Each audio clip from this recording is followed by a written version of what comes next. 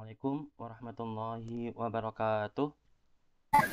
Waalaikumsalam warahmatullahi wabarakatuh. Mohon maaf, Wabarakatuh. ada kelewatan 10 menit karena tadi ada kendala teknis di laptop saya. Untuk sementara ini, apakah slide saya sudah bisa terlihat? Sudah, Pak. Baik, alhamdulillah. Baik, Alhamdulillah. alhamdulillah. Baik, alhamdulillah. Akhirnya kita bisa bertemu untuk pertama kalinya. Mohon maaf atas pekan lalu karena kita tertunda satu pekan. Karena saya baru menerima bahwa saya harus mengajar mata kuliah biologi umum ini pada hari kalau nggak salah Rabu ya. Jadi saya masih memerlukan waktu untuk bisa menyusun materi kuliah supaya materi kuliahnya bisa sesuai dengan apa yang diharapkan atau dengan apa yang ditugaskan oleh pihak program studi. Baik, sebelumnya salam kenal untuk rekan-rekan sekalian. Saya Muhammad Iksan. Saya asli Malang dan saya dosen luar biasa di UIN Tulungagung. Baru bergabung Februari tahun lalu. Jadi persis bulan ini saya sudah 1 tahun mengajar di UIN Tulungagung atau lebih tepatnya 2 semester. Dan saat ini memasuki semester yang ketiga. Pada semester ini kita akan membahas atau kita akan belajar bersama-sama tentang biologi umum. Mungkin teman-teman bertanya-tanya mengapa kok teman-teman yang ini dari Tadris Fisika nih. Ya, mengapa kok Tadris Fisika harus belajar tentang biologi umum? Ya, jadi sedikit nanti akan saya ceritakan mengapa pentingnya kita semua, baik yang belajar di program studi biologi maupun di program studi fisika maupun di program studi kimia, itu pada hakikatnya akan senantiasa berkaitan. Ya. Sebagai contoh, saya S1-nya biologi, kemudian pernah S2, yang mana S2 itu jurusannya adalah bioengineering. Ya, jadi bioengineering.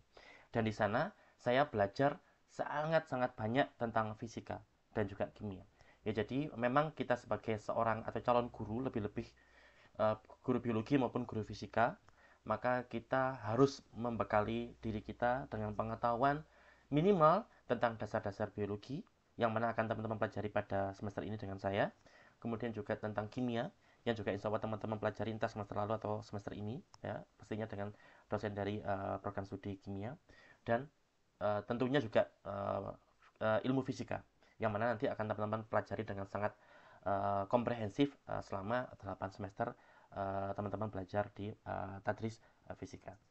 Jadi ini adalah sedikit gambaran tentang apa yang akan kita pelajari selama 1 semester ke depan.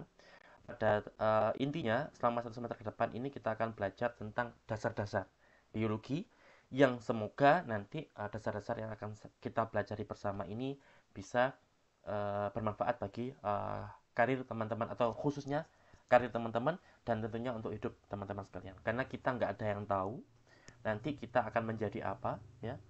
Apakah nanti akan teman-teman menjadi guru? Ya, semuanya saya meragukan itu ya. Bukan karena saya pesimis dengan kemampuan teman-teman, saya yakin dengan teman-teman, tapi saya pesimis dengan ketersediaan lapangan kerja yang ada di Indonesia untuk guru ya. Apalagi kalau kita lebih spesifik, guru fisika ya. Jadi oleh karena itu kita nggak tahu nanti kita akan jadi apa. Sekarang kita belajar tentang biologi umum, fisika umum, dan fisika yang komprehensif. Kita niatkan untuk ikhtiar apapun nanti yang akan menjadi karir kita, maka itu sudah menjadi sudah menjadi kewenangannya Allah Subhanahu wa taala. Baik, kita percepat saja. Selama 1 semester ke depan kita akan senantiasa mengawali perkuliahan kita dengan membaca doa. Lumayan panjang, tapi kalau saya hitung selama 2 semester kemarin kurang lebih durasi doa kita hanya 5 menit. Jadi masih sangat singkat dibandingkan total 2 SKS yang akan kita gunakan untuk belajar selama kurang lebih sekitar 1 jam setengah. Baik, kita awali dengan doa seperti ini. Ya, Bismillahirrahmanirrahim. Bismillahirrahmanirrahim. Kalau kita berjalan, mohon maaf ini kok suaranya makin saya. Apakah dijenengan mengganggu juga atau Tidak, Pak. buatan? Buatan. Baik. Jadi untuk doa yang kita siri saja supaya supaya tidak bersaut-sautan. Dan saya mohon izin teman-teman sekalian, semua perkuliahan saya kalau online itu saya rekam. Kalau semua, mohon maaf, apakah suara saya terdengar?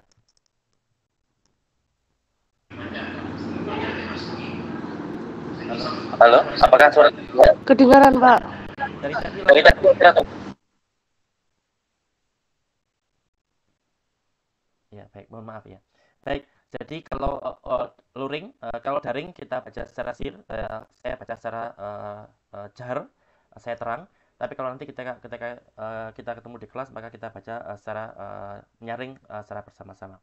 Dan saya mohon izin semua perkuliahan daring di kelas saya mohon izin untuk saya rekam secara screen recorder, sehingga nanti akan saya unggah di YouTube. Jadi teman-teman nanti bisa melihat kembali videonya jika berkenan, sehingga teman-teman bisa mempelajari apa yang kita pelajari selama kuliah daring kita.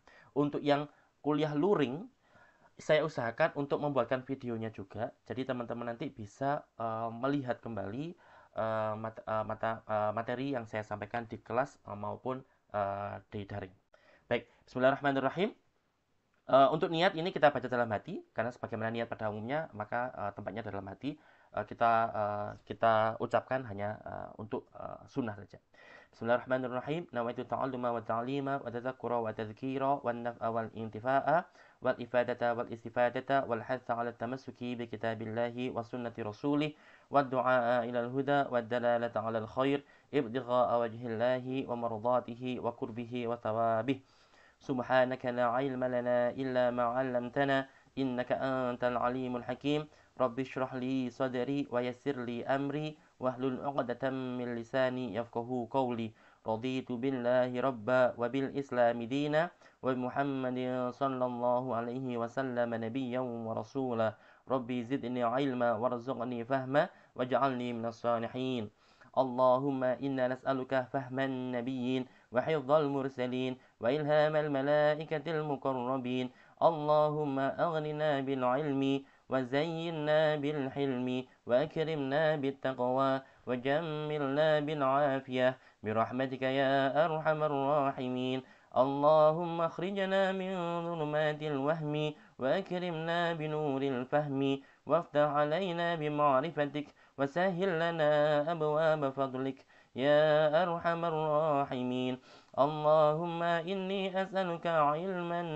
نافعا ورزقا طيبا وعملا متقبلا اللهم إني استودعك ما علمتنيه فاردده إلي عند حاجتي ولا تنسنيه يا رب العالمين اللهم أرنا الحق حقا وارزقنا اتباعه وأرنا الباطل باطلا وارزقنا اجتنابه اللهم لا سهل إلا ما جعلته سهلا وأنت تجعل الحزن إذا شئت سهلا آمين آمين يا رب العالمين يا مجيب السائل يا سميع يا بصير. Baik, langsung saja untuk agenda kita pada hari ini. Kita tidak akan membahas materi hari ini. Jadi kita akan isi dengan perkenalan dan juga tentunya dengan agenda perkuliahan kita selama 1 semester ke depan. Maka untuk hari ini kita akan bagi menjadi 4 agenda besar. Yaitu yang pertama tentunya perkenalan. Ya, mungkin kali ini perkenalannya dari sisi saya dulu. Dan pekan depan insya Allah kita akan ketemu di kelas. Maka nanti kita isi juga dengan perkenalan dengan teman-teman sekalian. Jadi kemudian juga pada hari ini kita akan membahas sedikit tentang deskripsi mata kuliah biologi umum yang akan teman-teman pelajari selama 1 semester dengan saya. Kemudian juga nanti pada akhirnya kita akhiri dengan kontrak perkuliahan. Ya. Tentunya tidak ada yang strict ya. Saya termasuk dosen yang fleksibel. Jadi meskipun hari ini kita sudah sepakat, seandainya nanti ada perubahan-perubahan di tengah jalan, maka saya perkenalkan. Jadi mohon untuk teman-teman tidak menutup diri untuk adanya perubahan. Seandainya nanti kita berubah di tengah-tengah semester, maka insya Allah nanti akan kita diskusikan di lain waktu.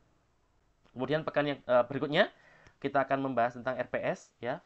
Kemudian juga jadwal perkuliahan ya. Ini masih kelanjutan dari agenda pertama. Dan juga nanti agenda yang ketiga yaitu tentang tugas. Insya Allah tugasnya banyak ya. Saya termasuk dosen yang tugasnya banyak. Karena saya yakin teman-teman akan bisa semakin maju dengan tugas yang banyak. Jadi saya sangat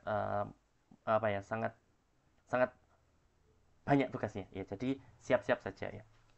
Kemudian untuk berikutnya kita akan membahas sedikit tentang rubrik penilaian, dan juga nanti akan kita bahas secara singkat tentang tugas, karena di kuliah kita ada tugas individu dan juga ada tugas kelompok. Kemudian nanti akan langsung kita akhiri dengan tanya jawab. Jadi kalau nanti seandainya di tengah-tengah saya menjelaskan, silakan teman-teman kalau ada pertanyaan langsung ditanyakan saja daripada nanti lupa. Atau nanti seandainya ada pertanyaan baru muncul ketika setelah perkuliahan, maka teman-teman juga silakan menghubungi saya, baik secara luring maupun ketemu langsung di kampus. Kemudian untuk mata kuliah kita biologi umum ini, insya Allah nanti saya akan dibantu oleh 2 asisten, ya. Satu asisten nanti insya Allah kakak tingkat kalian, angkatan 2020, ya. Kemudian Mbak Ayu kakak tingkat dari biologi, mohon maaf. Kemudian juga yang kedua kakak tingkat dari Brawijaya, ya, dari Malang. Jadi teman-teman bisa menghubungi mereka berdua nanti lewat WhatsApp seandainya ada pertanyaan tentang tugas atau apapun. Dan termasuk juga teman-teman silakan kalau seandainya ingin tanya langsung dengan saya, maka feel free untuk saya, tapi mohon maaf mungkin kalau saya sedikit slow respon, ya. Jadi ini agenda kita yang akan kita bahas pada hari ini. Saya mohon maaf dulu, saya izin untuk lihat jam. Ya, baik. Jadi nanti kalau ada pertanyaan silakan langsung di unmute saja, suaranya langsung disampaikan karena di layar saya tidak terlihat jenengan. Jadi langsung disampaikan pertanyaannya, jadi saya bisa mendengar. Ya, pertama perkenalan dari saya pribadi, karena tak kenal maka tak sayang. Jadi saya perkenalkan diri saya terlebih dahulu supaya teman-teman nanti tahu apa background akademik saya. Seandainya nanti misalkan di tengah perkuliahan kita teman-teman ada pertanyaan dan kebetulan pertanyaan itu ada di dalam scope atau wilayah keahlian saya atau pengalaman saya, maka insya Allah saya akan bisa menjawab dengan lebih memuaskan. Tapi kalau seandainya pertanyaan teman-teman itu nanti berada di luar jangkauan saya, di luar pengalaman saya, maka mohon izin saya untuk mencari waktu, ya. Tolong diberikan waktu mungkin 1 pekan untuk saya mencari jawaban yang paling tepat untuk pertanyaan yang teman-teman sampaikan. Tapi intinya saya sangat meminta atau sangat encourage, memotivasi teman-teman untuk sebanyak mungkin bertanya, karena itu semuanya pasti akan menguntungkan bagi teman-teman sekalian, karena di kelas saya ada penilaian khusus untuk pertanyaan, jadi mohon untuk dimanfaatkan. Saya alhamdulillah asli Malang. Saya asli Malang sehingga ketika S1 saya kuliah di jurusan biologi FMIPA, ya, Universitas Brawijaya Malang, dan saya masuk tahun 2005 dan sayangnya saya lulusnya tahun 2011. Ya, saya lulusnya lumayan molor. Jangan dicontoh ya molornya.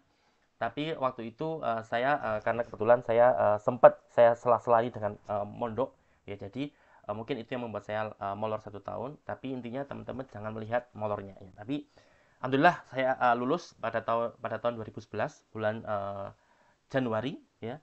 Dan selama kuliah dengan skripsi saya di saat itu skripsi tentang bagaimana kita menggunakan pengetahuan-pengetahuan berbasis agama, ya, agama Islam, ayat Al-Quran, kemudian hadis, kemudian makalah-makalah ulama dari kitab kuning, dalam rangka untuk memotivasi masyarakat untuk menjaga lingkungan hidup di sekitar mereka. Jadi alhamdulillah saya lulus S1 pada tahun 2019, dan selama S1 lagi-lagi alhamdulillah saya dapat beasiswa PWA selama sampai lulus. Jadi mulai semester, kalau nggak salah waktu itu semester 3 sampai semester 8. Kemudian saya lanjut S2, ya. Selang 1 tahun saya lanjut S2 di pendidikan Magister Pendidikan Biologi di kampus tetangga, yaitu kampus Universitas Negeri Malang. Dan alhamdulillah saya lulus tahun 2015, dan saat itu tesis saya adalah tentang pengembangan buku ajar untuk mata kuliah bioinformatika. Jadi kalau teman-teman fisika, insya Allah teman-teman nanti akan tertarik dengan bioinformatika, karena di bioinformatika ini kita akan belajar tentang bagaimana menerapkan konsep-konsep fisika, misalkan tentang molekular dynamic, bagaimana sebuah molekul itu bisa berdinamika, bergerak, dan sebagainya menggunakan simulasi komputer. Jadi itu yang saya kembangkan selama S2. Jadi lagi-lagi saya tidak pernah bisa melepaskan diri dari fisika. Jadi judul tesis saya adalah penapisan secara virtual senyawa alami kandidat inhibitor kompleks protein importin alpha 1, P65 dan P550 berbasis NLS masking untuk pengembangan buku ajar mata kuliah bioinformatika. Dan alhamdulillah selama kuliah S2 itu saya mendapatkan beasiswa penuh, ya. Jadi beasiswa mulai dari SPP, uang pendaftaran, bahkan tiap pekan alhamdulillah saya dapat uang saku ya, dan cukup besar, yang mana saya sangat rekomendasikan teman-teman untuk nanti kalau memang ada gambaran untuk kuliah S2 maupun kuliah S1 semester depan, maka saya sangat memotivasi teman-teman untuk melamar beasiswa. Karena kita niatkan pertama beasiswa itu untuk membantu orang tua kita. Jadi kita semoga teman-teman semuanya nanti di kelas Tadris Fisika ini semuanya akan dapatkan beasiswa semester depan, sehingga teman-teman akan bisa membantu orang tua minimal untuk uang jajan. Ya, jadi kita niatkan seperti itu yang pertama. Yang kedua tentunya juga akan memudahkan teman-teman nanti untuk melamar beasiswa tahapan berikutnya. Kalau teman-teman S1 dapat beasiswa, maka peluang teman-teman untuk dapat beasiswa ketika S2 nanti itu jauh lebih besar dibandingkan bila teman-teman ketika S1 tidak mendapatkan beasiswa. Ya, jadi kita niatkan seperti itu, bertahap. Pertama, bantu orang tua. Kedua, untuk karir teman-teman di masa mendatang. Yang ketiga, tentunya adalah untuk menambah uang tadi, menambah uang saku kita. Kalau teman-teman ingin membeli apapun, membeli buku apapun selama perkuliahan, tentunya dengan uang beasiswa akan memudahkan teman-teman untuk mencapai niat itu. Dan alhamdulillah selang 1 tahun saya dapat kesempatan untuk S2 yang kedua, dan saya saat ini ketika itu saya mendapatkan menempuh studi S2 saya yang kedua di Department of Bioengineering yang tadi saya sempat singgung di depan. Saya kuliah di The University of Tokyo, kampus tertua di Jepang. Ya, jadi di sana itu masih masih konvensional. Kalau kita di kelas itu kita masih menggunakan kapur. Ya, jadi kapur kita kuliah di sebuah ruangan. Di ruangan itu ada 6 papan tulis. Jadi masih menggunakan kapur selama perkuliahan itu. Dan sama di sana tesis saya berjudul System Level Investigations to Unravel Mechanism and Potential Direct Target of the Small Molecule TH.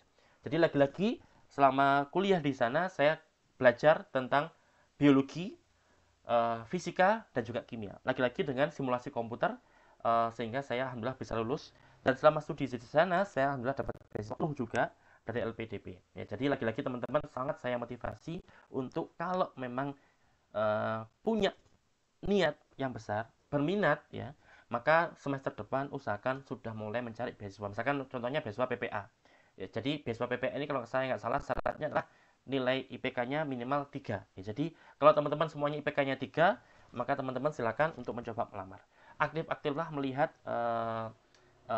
website kampus ataupun juga akun Instagram kampus ataupun juga akun Instagram daripada pihak-pihak penyedia beasiswa. Beasiswa itu mudah didapatkan, tapi masalahnya banyak orang yang nggak mau. Ya. Jadi kalau teman-teman mau, maka saya bisa jamin teman-teman akan dimudahkan untuk mendapatkan beasiswa itu. Kemudian selang 1 tahun kemudian, 1 tahun kemudian saya juga dapat kesempatan untuk belajar kembali, tapi saat dalam bentuk kerja. Saya bekerja di Jerman selama 3 tahun, lebih tepatnya di rumah sakit Universitas Bonn. Jadi di Jerman itu ada sebuah kota namanya kota Bonn. Kota Bonn itu merupakan ibu kota Jerman Barat sebelum Jerman Timur bersatu dengan Jerman Barat. Ya. Setelah bersatu kan ibu kotanya pindah ke Berlin. Tapi sebelum Jerman Barat bersatu dengan Jerman Timur, ibu kota Jerman Barat adalah kota Bonn. Dan di Bonn itu ada sebuah kampus terbesar namanya Universitas Bonn atau University of Bonn. Dan kampus itu punya rumah sakit namanya Universitas Klinikum Bonn.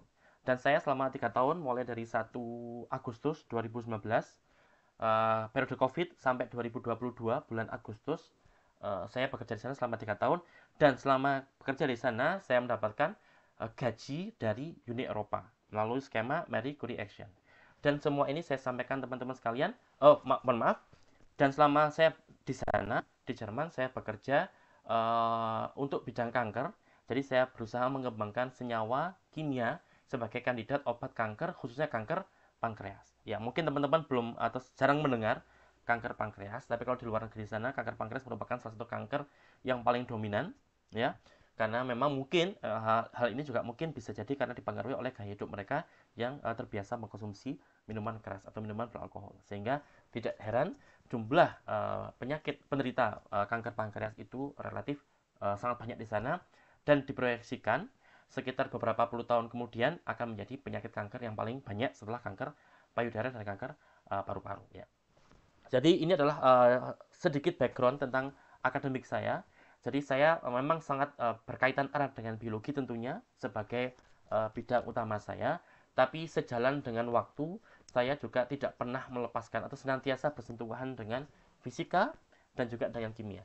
Terutama kalau kita belajar tentang simulasi-simulasi komputer, simulasi-simulasi biologi, itu pastinya tidak akan pernah terlepas dari konsep-konsep fisika ya. Jadi itu yang sedikit saya sampaikan bagaimana saya mungkin teman-teman kalau ingin diskusi dengan saya tentang bidang-bidang ini ataupun juga dengan bidang-bidang yang teman-teman kehendaki nanti, maka saya akan sangat terbuka.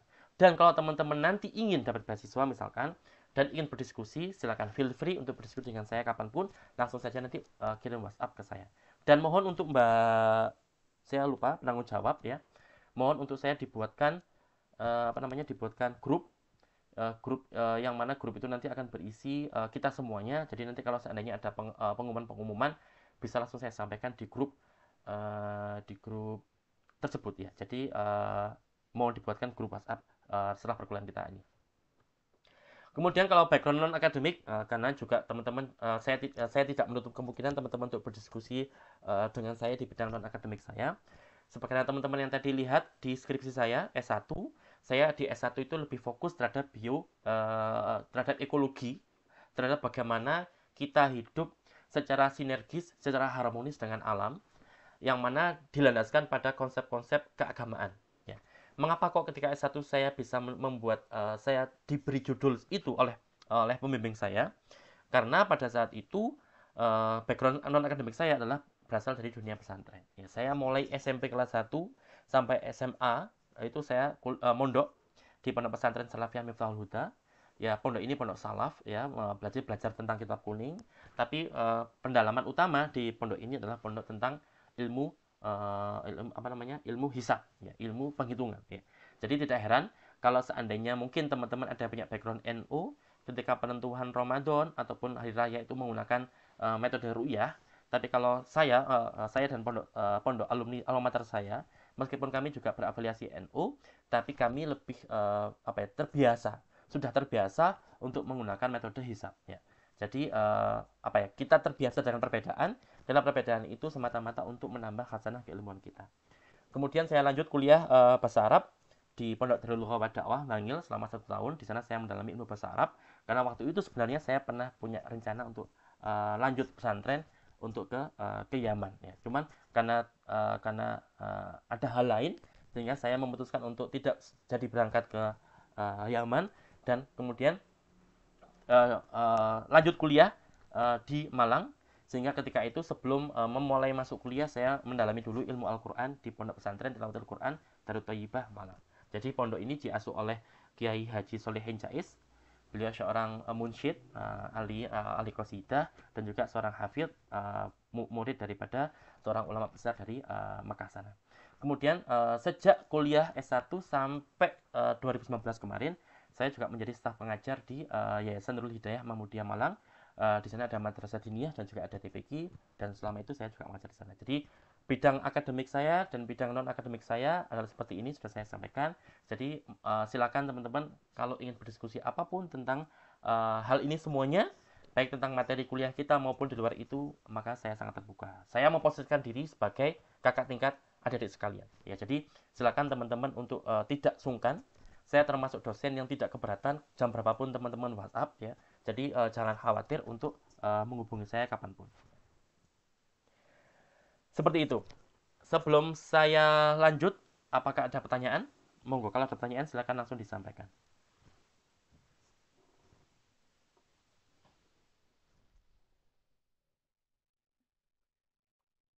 Baik, kalau memang belum ada pertanyaan, maka saya akan lanjut dengan membahas tentang deskripsi mata kuliah kita. Sebentar, saya mohon izin untuk berhenti sejenak 1 menit saja, sebentar. Baik, mata kuliah kita adalah mata kuliah biologi umum. Insya Allah mata kuliah kita adalah 2 SKS. Jadi kita akan bertemu selama 2 SKS untuk setiap pekannya. Kemudian mata kuliah ini seingat saya tidak ada praktikum. Jadi mohon koreksinya kalau seandainya nanti ada praktikum. Tapi ketika saya lihat itu memang tidak ada praktikum untuk kelas tadris fisika. Dan secara umum, apa yang nanti akan kita pelajari selama 1 semester ke depan adalah seperti ini. Pertama, sebentar. Ya. Materi kita yang pertama adalah tentang biologi sebagai ilmu dan ciri-ciri makhluk hidup. Ini akan kita pelajari nanti. Jadi apa sih yang membedakan antara makhluk hidup dengan makhluk non hidup? Makhluk. Kalau kita berbicara tentang makhluk, maka berarti lawannya adalah Tuhan, Allah. Allah pencipta, selain Allah pasti makhluk. Maka ada makhluk yang hidup, ada makhluk yang tidak hidup. Ya, ada living things, ada non-living things. Jadi nanti di pertemuan ke depan, pekan depan insya Allah kita akan bertemu dan membahas tentang biologi sebagai ilmu dan ciri-ciri makhluk hidup. Kemudian yang kedua, kita akan belajar tentang biologi sel. Apa itu sel? Dan mengapa kok kita belajar sel terlebih dahulu sebelum kita mempelajari hal-hal yang lain. Jadi nanti kita akan membahas tentang bagaimana sih sel itu bisa menjadi sumber inspirasi, bisa menjadi alat, bisa menjadi sumber pengetahuan bagi para ilmuwan di bidang biologi maupun di bidang fisika.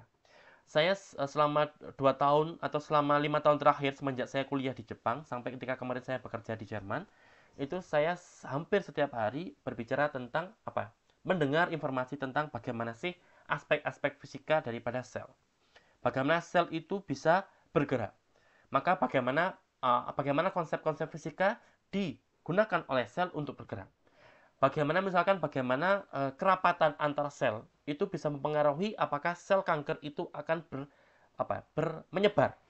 Bagaimana profil kerapatan populasi sel pada seorang pasien itu bisa mempengaruhi apakah sel kanker pada orang itu akan mudah menyebar atau tidak. Jadi insya Allah nanti akan kita pelajari tentang bagaimana sel itu dalam kondisi normal, bagaimana dia bergerak, bagaimana dia bisa membelah diri, bagaimana dia bisa memperbanyak diri, bagaimana dia bisa mati yang memang mati karena racun, atau mati karena mati yang terprogram. Nanti kita bahas semuanya. Jadi ada beberapa kondisi, misalkan kalau sel itu saling bersentuhan dengan sel lain, dan sel lain itu meninggal, mati, karena matinya itu mati yang terprogram, maka hal itu bisa jadi akan menginspirasi sel-sel yang ada di sebelahnya untuk ikut memprogram dirinya meninggal juga. Jadi kalau kita berbicara tentang manusia, bunuh diri itu nggak bagus, bahkan hukumnya menjadi haram. Tapi kalau pada kasus sel, bisa jadi bunuh diri, tanda petik, atau kita sebut sebagai apoptosis namanya. Nanti kita bahas di pertemuan, insya Allah pertemuan yang ketiga. Justru bagus. Kenapa? Kalau sel itu sudah terkena penyakit, maka supaya sel tetangganya tidak terkena penyakit juga, maka sel yang terkena penyakit tadi akan memprogram dirinya untuk mati. Dan mati ini disebut sebagai kematian yang terprogram, atau istilah ilmiah yang namanya apoptosis. Dan ini justru memberikan keuntungan bagi organisme. Jadi kita tahu tubuh sebuah hewan atau tubuh kita manusia itu tersusun atas sel. Sel itu unit terkecil dari kehidupan kita. Sel 1, sel 2, sel 3, banyak sel yang sejenis, kemudian nanti akan membentuk struktur yang lebih kompleks namanya jaringan atau tissue bahasa Inggrisnya. Kemudian jaringan akan membentuk kompleks yang lebih kompleks lagi, yang akan membentuk struktur yang lebih kompleks lagi, kita sebut sebagai organ.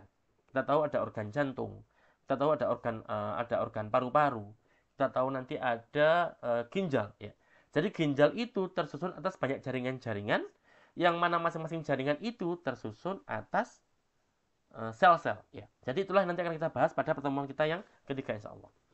Kemudian selama satu semester ke depan, kita juga akan mempelajari tentang struktur dan fungsi hewan dan tumbuhan. Karena kita belajar tentang biologi umum. Tidak akan ada fungsi kecuali ada struktur. Jadi ada fungsi itu karena ada struktur. Kalau ada fungsi yang berbeda, maka bisa dipastikan strukturnya pun juga berbeda. Karena itulah kaitan yang sangat erat antara struktur dan fungsi. Dan itu nanti akan kita bahas bagaimana struktur dan fungsi pada hewan dan tumbuhan kok bisa bervariasi. Mengapa kok ada misalkan sama-sama kuda? Kenapa kok ada kuda yang digunakan untuk bekerja dengan kuda yang hidupnya di hutan itu bisa memiliki struktur dan fungsi yang bisa jadi berbeda, atau banyak hal yang lainnya. Ya, jadi itu nanti akan kita bahas pada perkuliahan kita selama 1 semester ke depan. Selanjutnya, untuk pertumbuhan dan perkembangan hewan dan tumbuhan. Kita tahu bahwa hewan dan tumbuhan itu tumbuh dan berkembang. Tumbuh itu pasti bertambah banyak, bertambah banyak, juga bertambah besar. Ya, pohon semakin tinggi itu namanya tumbuh. Pohon semakin misalkan pohon itu sel-sel pohon menjadi lebih banyak, itu juga namanya adalah tumbuh. Tapi kalau berkembang itu adalah seperti misalkan pada hewan. Ada sel yang dia kemudian berkembang menjadi sel-sel kulit. Ada sel yang kemudian berkembang menjadi sel-sel otot. Ada sel yang kemudian berkembang menjadi sel-sel gonad atau sel kelamin yang bisa membuat seseorang itu bisa bereproduksi, hewan bisa bereproduksi, dan juga tumbuhan bisa bereproduksi. Semua itu nanti akan kita bahas pada pertemuan selama 1 semester ke depan. Kemudian juga kita akan tahu tentang respon tumbuhan terhadap lingkungan. Bagaimana sebuah tumbuhan, kita tahu tumbuhan dan hewan berbeda. Hewan itu cenderung bisa bergerak. Ya. Jadi ketika ada gangguan, misalkan ada hewan lain yang memangsa dia, maka hewan itu memiliki kemampuan untuk berpindah tempat, bergerak, berjalan, berlari, dan bersembunyi. Berbeda dengan tumbuhan. Tumbuhan itu, mayoritas tumbuhan tidak bisa bergerak. Sehingga bila mana mereka mendapati kondisi lingkungan di sekitar mereka tidak ideal bagi mereka, atau sebaliknya menjadi lebih ideal bagi mereka, maka mereka akan merespon dalam kondisi mereka itu tetap diam. Dari luar seolah-olah mereka tetap diam, tetapi di dalam tubuh mereka, mereka tidak diam.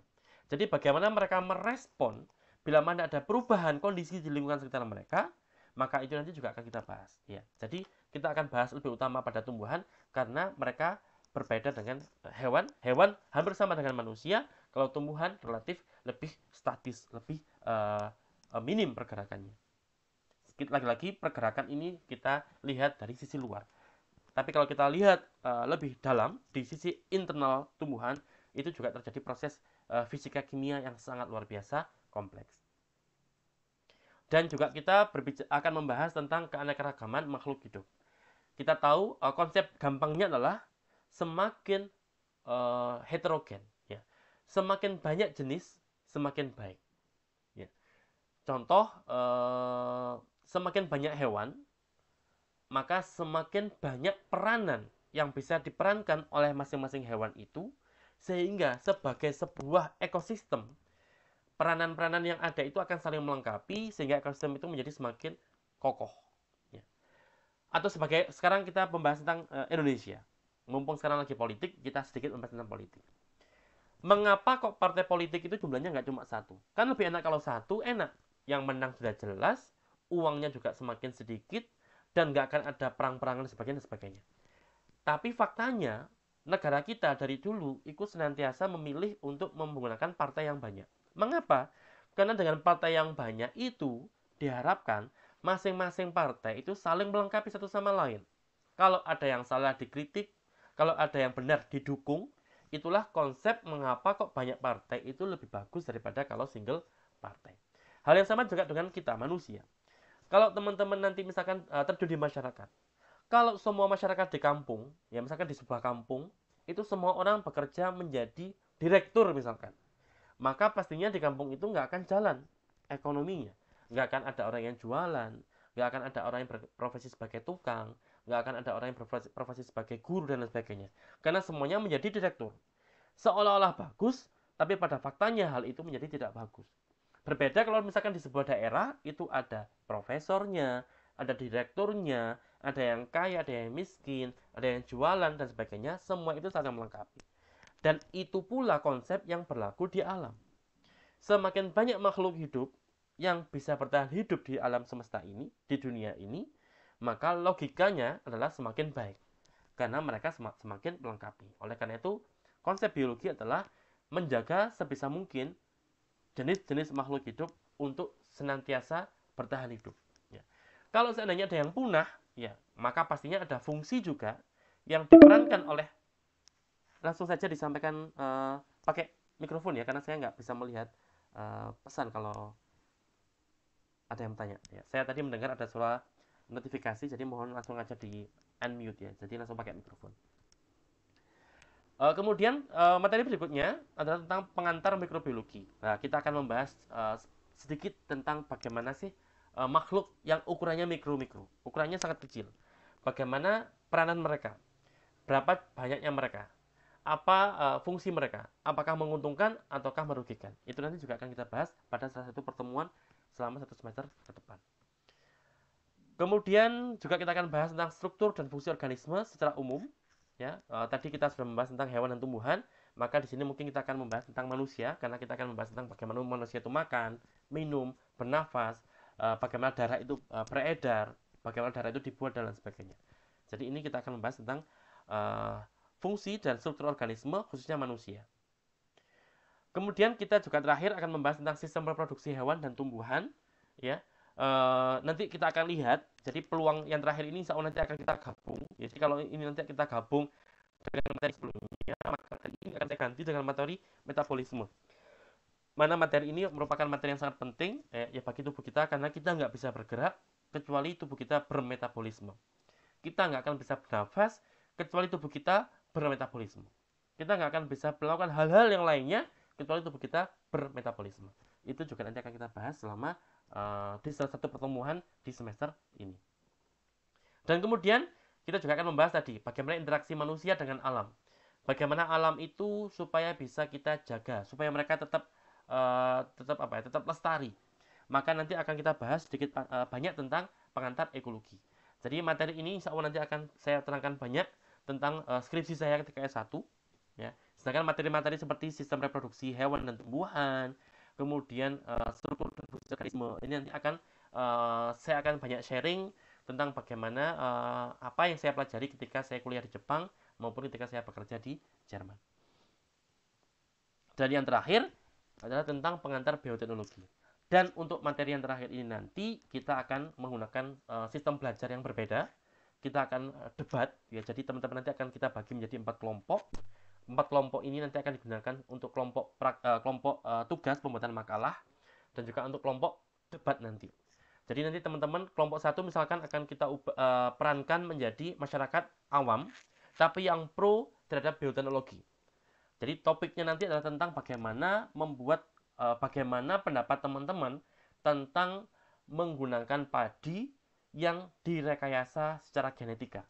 Ya, padi. Jadi teman-teman nanti akan kita bagi menjadi 4. Ada yang berperan sebagai masyarakat awam yang pro terhadap penggunaan tumbuhan-tumbuhan padi yang dimodifikasi secara genetik.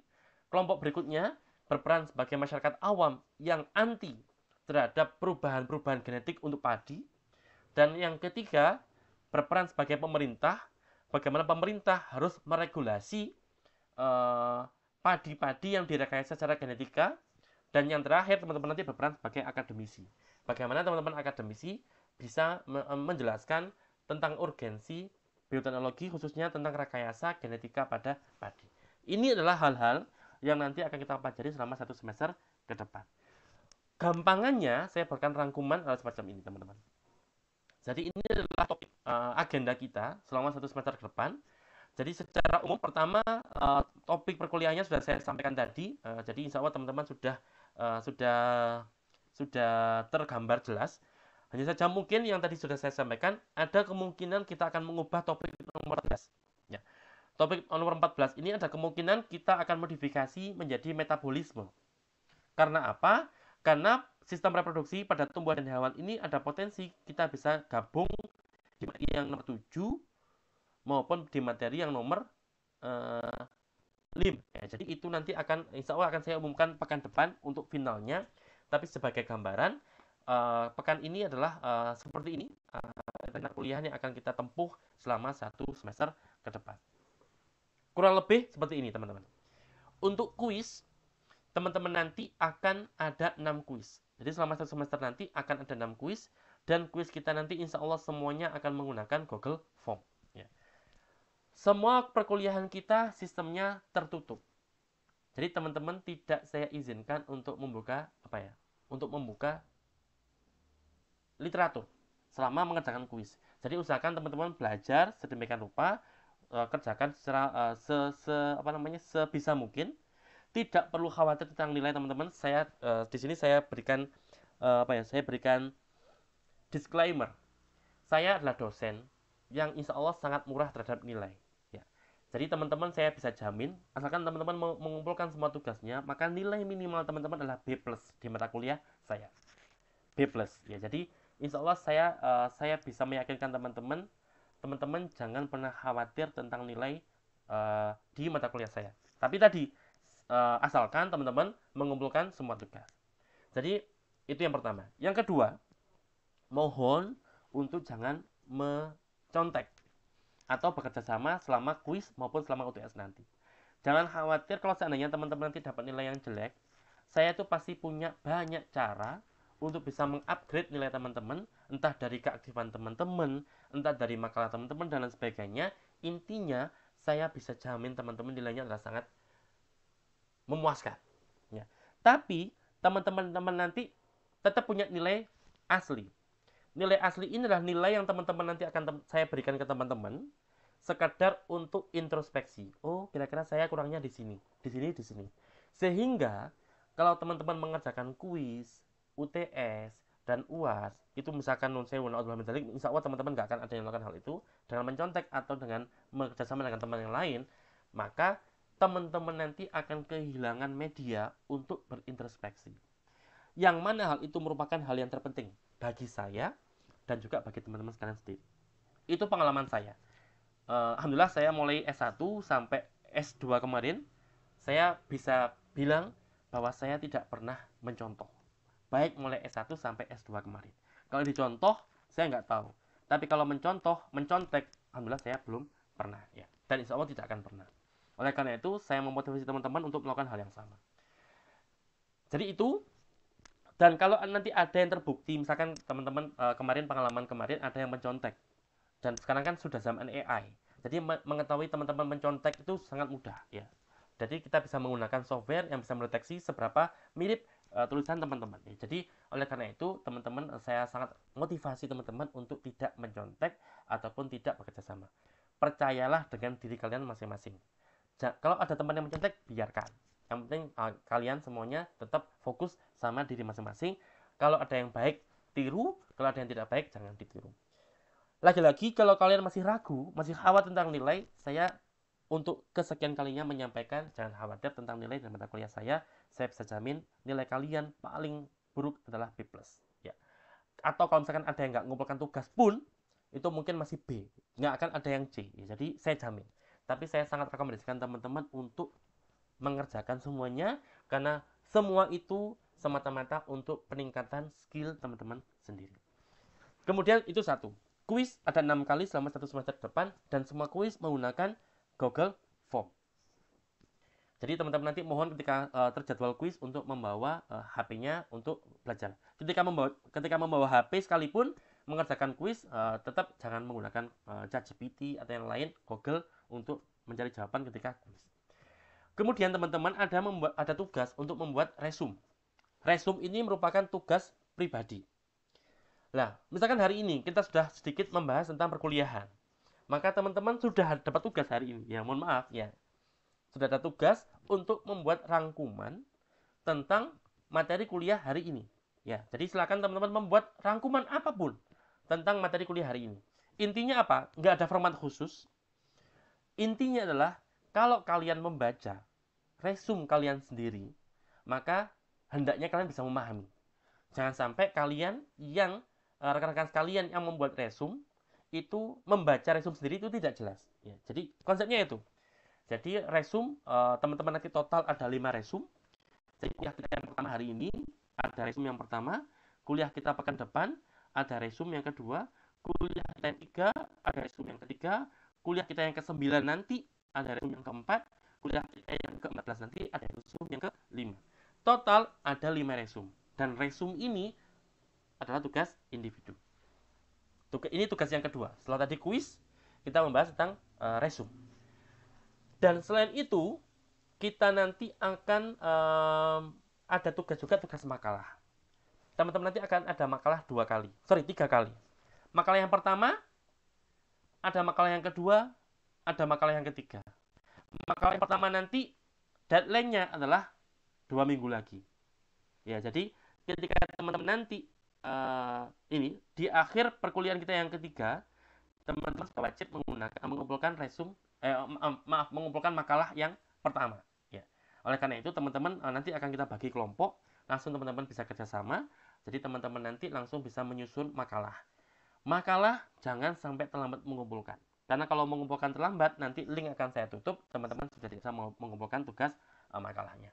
Jadi insya Allah nanti ini kita bisa sepakati pengumpulannya, tapi kalau saya biasanya pengumpulan makalah itu adalah di 1 minggu sebelum makalah itu dipresentasikan.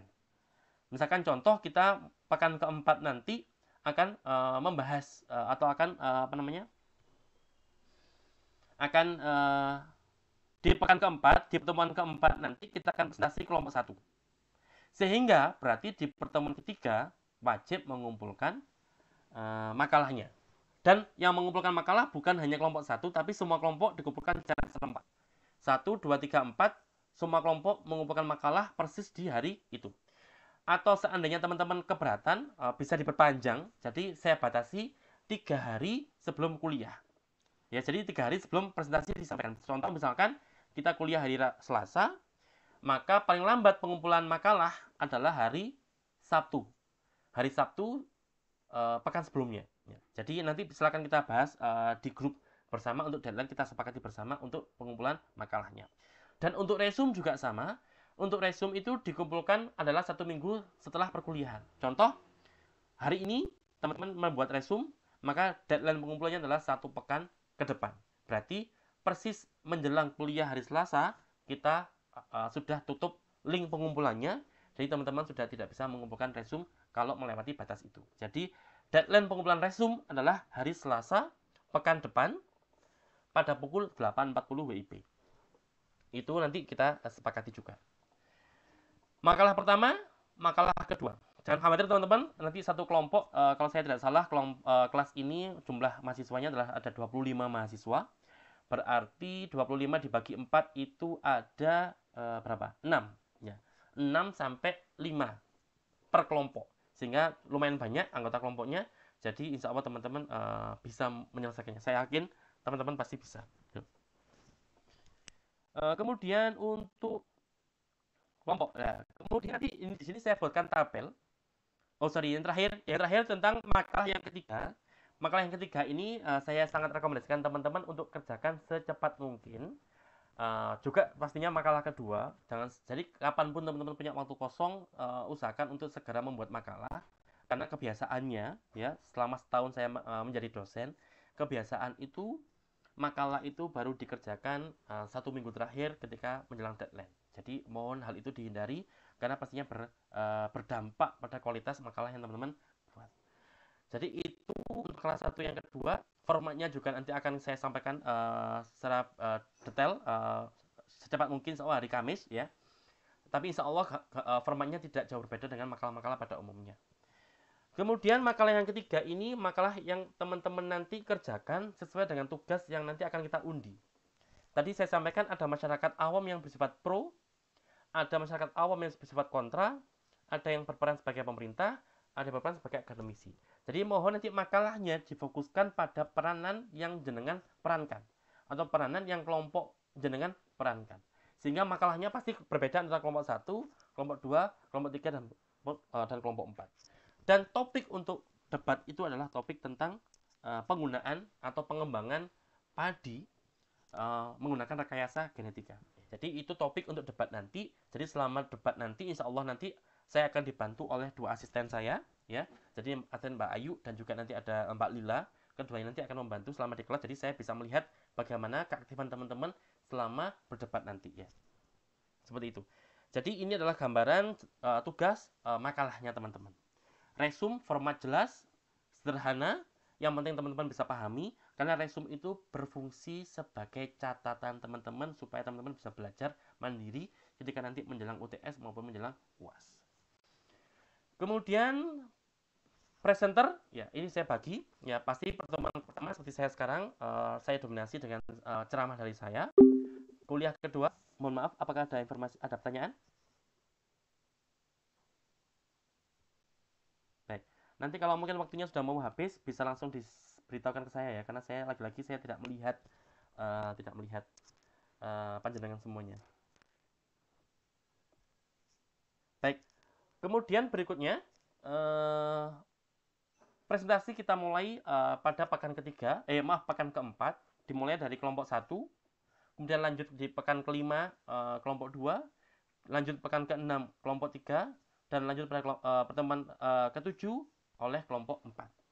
Jadi ada 4 kelompok dan presentasi secara berurutan. Jadi satu hari ada satu presenter. Di saat yang sama, ketika kelompok 1 berperan sebagai presenter, maka kelompok 2 berperan sebagai pembanding. Pembanding ini adalah kelompok yang wajib untuk bertanya. Semua anggota kelompok pembanding wajib untuk menyampaikan pertanyaan. Ya, jadi itu perbedaan antara kelompok 1 dan kelompok presenter dan kelompok pembanding. Jadi kelompok pembanding harus bertanya. Siapa yang bertanya? Semua anggota kelompoknya. Ya.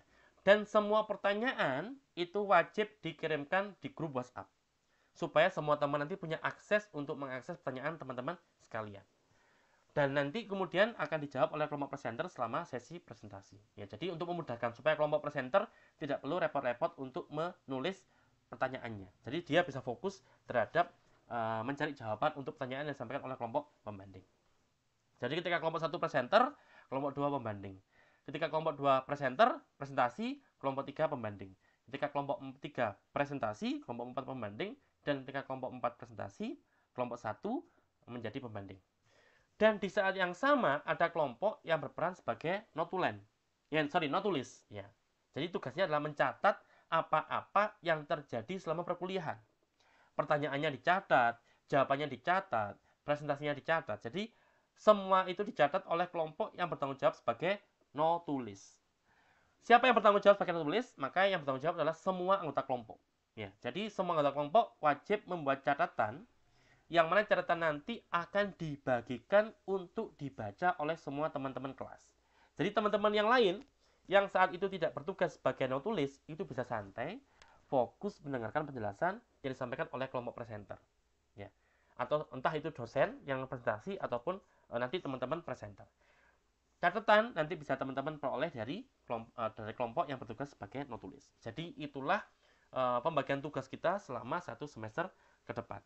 Banyak, ya banyak. Ya, karena banyak itu insya Allah pengalaman 2 semester ini, alhamdulillah insya Allah sukses. Karena pasti teman-teman nanti akan terbiasa menulis. Karena menulis itu sangat sulit. Lebih-lebih sekarang sudah zamannya AI, zamannya zamannya ChatGPT, zamannya Bard dan sebagainya. Kita sudah semakin jarang menulis. Oleh karena itu nanti silakan teman-teman nanti membiasakan lagi untuk menulis, karena menulis itu insya Allah justru akan membuat teman-teman menjadi lebih terbiasa berpikir kritis, terbiasa untuk melatih otak kita. Jadi nulis itu tidak sekedar pekerjaan fisik, tapi nulis itu juga untuk melatih daya kritis teman-teman sekalian. Sebagai rangkuman,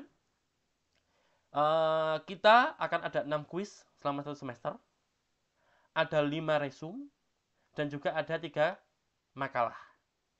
Dan kemudian masing-masing kelompok akan akan 2 kali bertugas. Saya ulangi, masing-masing kelompok akan 2 kali bertugas sebagai presenter. Saya ulangi. Masing-masing kelompok atau setiap kelompok akan bertugas menjadi presenter sebanyak 3 kali, yaitu ketika mempresentasikan makalah pertama, dan juga mempresentasikan makalah yang kedua, dan juga nanti mempresentasikan dan juga mendiskusikan ketika sesi debat. Ada 3 kali menjadi presenter. Di saat yang sama, setiap kelompok akan bertugas menjadi pembanding sebanyak 2 kali. Ya. Nah, kemudian setiap kelompok akan bertanggung jawab menjadi notulis sebanyak 3 kali. Karena notulis itu mulai pekan depan kelompok 1 bertanggung jawab sebagai notulis, berarti harus membuat notulen catatan, yang nanti catatan itu akan dibagikan ke semua teman-temannya. Secara umum seperti ini. Jadi insya Allah sudah saya buat seadil mungkin. 1, 2, kemudian 3-nya di sini, 4-nya di sini. Kemudian juga di sini ada juga 3, 4, 1, 2, 3, 4, 1, 2. Jadi ada 3 kali bertugas sebagai penulis. Jadi itulah kurang lebih rencana perkuliahan kita. Maka silakan teman-teman kalau ada pertanyaan silakan untuk ditanyakan. Monggo, jangan malu daripada nanti bingung ya.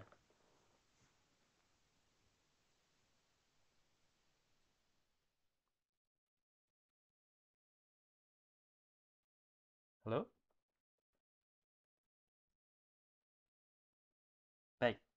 Kalau memang belum ada pertanyaan, maka saya lanjutkan kembali. Maka ini adalah rubrik nilainya. Jadi teman-teman nanti saya termasuk dosen yang tidak mendewakan UAS dan UTS ya. Jadi nilai UAS dan UTS itu tidak jauh berbeda dengan tugas ya. Karena tugas sorry, ini ada yang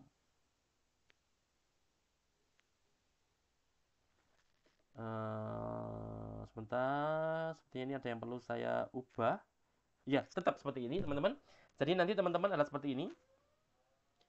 Eh, ada nilai kehadiran itu 10%, kemudian ada nilai tugas, resume dan makalah ada 15%, kemudian ada keaktifan yang mana meliputi presentasi, diskusi, dan pembanding. Jadi teman-teman nanti selama sesi diskusi presentasi itu juga bobotnya 15%, kuis 15%, kemudian UTS 20%, dan UAS 25%. Jadi total nanti kita ada 100%, dan itulah nanti yang akan kita gunakan untuk mendapatkan nilai akhir bagi teman-teman sekalian. Saya mohon izin untuk rehat sejenak 5 menit, nanti insya Allah akan kita kembali di 5 menit kemudian karena kebetulan ada tamu dan di rumah saya nggak ada orang, jadi mohon izin 5 menit saja untuk saya untuk istirahat sebentar. Terima kasih. Mohon maaf karena sudah selesai. Jadi saya sampaikan, alhamdulillah. Jadi seperti ini adalah rencana perkuliahan kita. Jadi penilaiannya seperti ini, teman-teman bisa mengira-ngira sendiri. Nanti kira-kira bagaimana teman-teman ingin mengikuti perkuliahan kita selama 1 semester depan. Jadi inilah bobot nilai yang nanti akan teman-teman peroleh selama perkuliahan kita di semester ini. Ya. Monggo, kalau ada pertanyaan bisa disampaikan. Saya tunggu.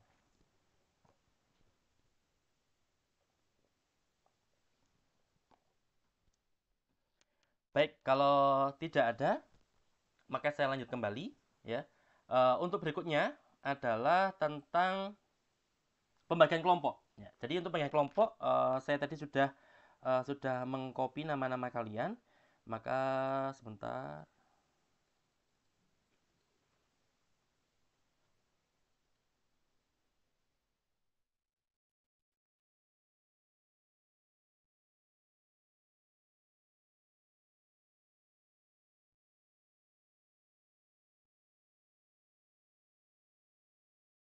Ya, sebentar.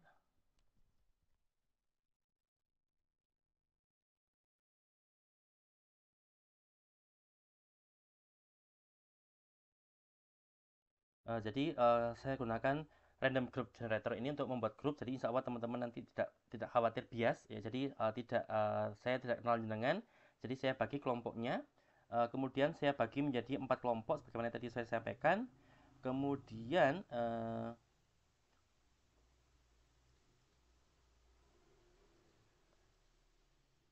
ya, jadi ini sudah saya paste semua nama teman-teman sekalian. Kemudian saya akan bagi menjadi 4 kelompok.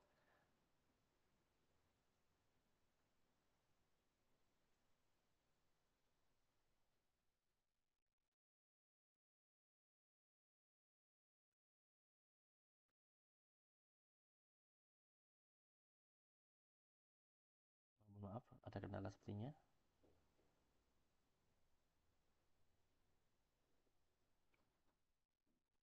Ya, mohon maaf agak lambat ya. Baik, ini sudah saya ulangi kembali. Kemudian saya bagi menjadi 4 tim.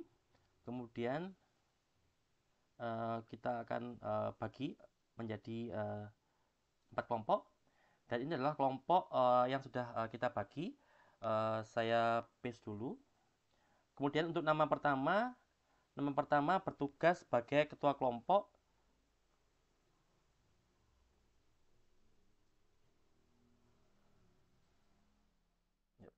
Nama pertama sebagai ketua kelompok.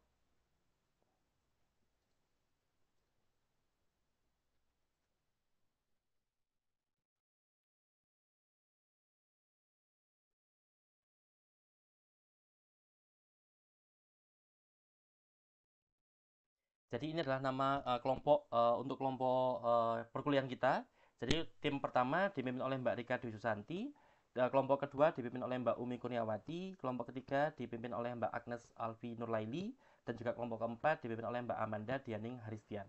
Nah, jadi ini adalah kelompok yang akan teman-teman gunakan untuk menulis makalah pertama, makalah kedua, dan makalah ketiga, dan juga untuk bertugas sebagai kelompok pembanding, dan juga untuk bertugas sebagai kelompok no tulis ya. Jadi ini adalah topik kita untuk perkuliahan kita pada hari ini, karena insya Allah nanti akan saya buatkan lampirannya. Tapi intinya teman-teman nanti bisa mengikuti perkuliahan kita menggunakan kelompok ini untuk bekerja sama membuat makalah dan sebagaimana yang tadi sudah saya sampaikan. Dan silakan bekerja sama secepat mungkin untuk membuat makalahnya.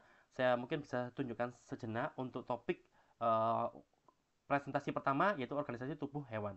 Kemudian topik yang kedua, pertumbuhan dan perkembangan hewan. Kemudian kelompok yang ketiga, organisasi tumbuhan.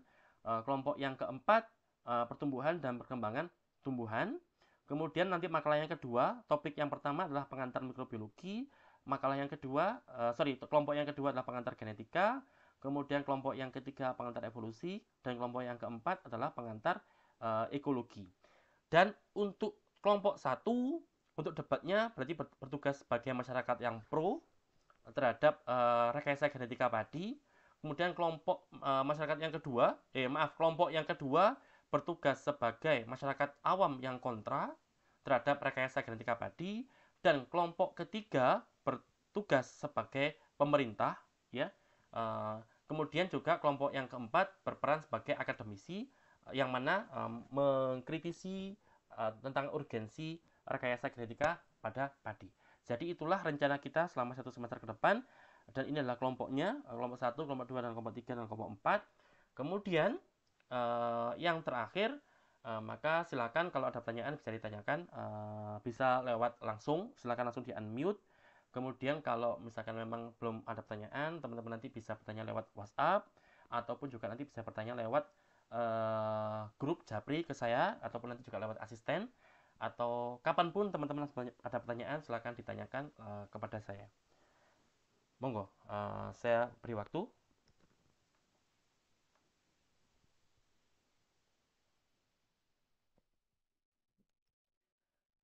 Baik, sepertinya belum ada, maka akan saya akhiri. Mari kita akhiri perkuliahan kita pada pagi hari ini dengan membaca doa. Semoga apa yang kita pelajari hari ini bisa bermanfaat fid dunya wal akhirah. Amin amin ya rabbal alamin. Bismillahirrahmanirrahim. Rabbana anfa'na bima 'allamtana, rabbi 'allimna alladhi yanfa'una, rabbi faqihna wa faqih ahlana wa qarabatin lana fi dinina ma lil kudri unsa wa dhakar. Rabbi waffiqna wa waffiqhum lima tardadi qawlan wa fi'lan karama. وارزق الكل حلالا دائما واخلنا أذكياء علما نهضى بالخير ونكفى كل شر.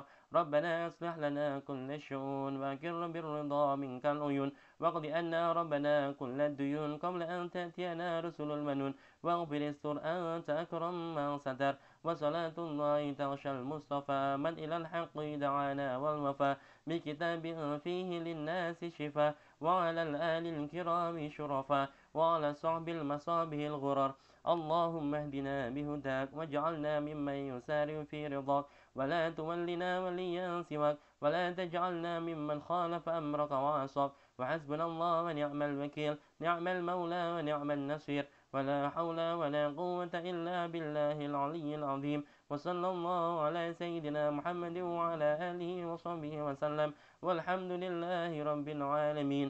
يا ربنا اعترفنا بأننا قد عرفنا وأننا أشرفنا على لظى أشرفنا فاتب علينا التوبة تغسل كل حوبة واستر لنا الأورات وآمن الروعات واغفر لوالدينا ربي ومولودينا والأهل والإخوان وسائر الخلان وكل ذي محبة أو جيرة أو صحبة والمسلمين أجمع آمين رب فاسمع فضلا وجودا منا لا باكتساب منا بالمصطفى الرسول نهضى بكل سول.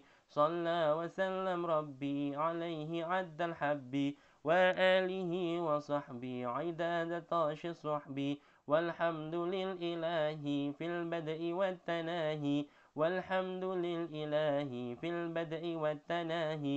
سبحانك اللهم وبحمدك أشهد أن لا إله إلا أنت أستغفرك وأتوب إليك. Wassalamualaikum warahmatullahi wabarakatuh.